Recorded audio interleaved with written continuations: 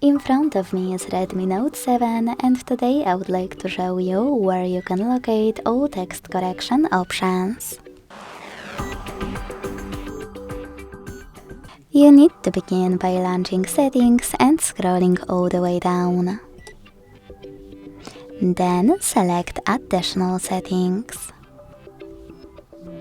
When you're ready, click on languages and input, manage keyboards, and reboot.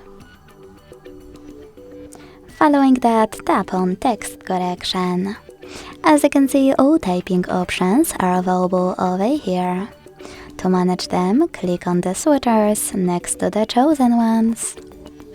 Thanks so much for watching. If you enjoyed this video, smash that like button, comment and subscribe. Bye!